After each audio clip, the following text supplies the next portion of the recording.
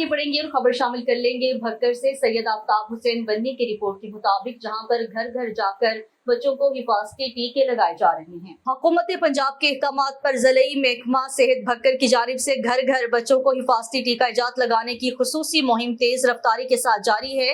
इस ज़मन में deputy commissioner Ali Akbar Bhinder ने मुख्तलिफ अर्बन एरियाज में घर घर हिफाजती टीका इजात लगाने वाले महकमा सेहत की टीम्स की कारकर्दगी का मौका पर जायजा लिया। उन्होंने कट स्टेशन पर मामूर अमले की हाजिरी, हिफाजती टीका इजात और वैक्सीन की दस्तयाबी का भी मुआयना किया। डिप्टी कमिश्नर अली अकबर भिंडर ने इस मौका पर गुफ्तगू करते हुए कहा है कि खसरा से बचाव के लिए हिफाजती टीका इजात लगाने वाली टीम्स मुहिम में खुसूसी तवज्जो मरकूज रखें। उनका कहना था कि 2 साल तक की उम्र का कोई भी बच्चा हिफाजती टीका इजात से महरूम ना रहे।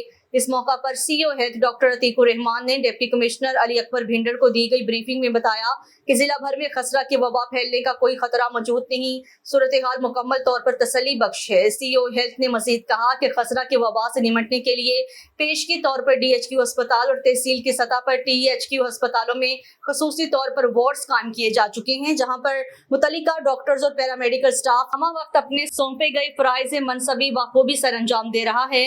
डिप्टी कमिश्नर अली अकबर भिंडर ने CEO health doctor Atiqur Rahman Khan को हिदायत जारी की हैं कि हिफाजती टीका इजात की मुहिम को तेज रफ्तार और नतीजा खेज बनाया जाए ताकि बच्चों की कीमती जानों को महफूज बनाया जा सके। इस सिलसिले में घर घर हिफाजती टीका इजात लगाने वाली ज़िलई महकमा सेहत की टीम्स की कड़ी मॉनिटरिंग यकीनी बनाई जाए।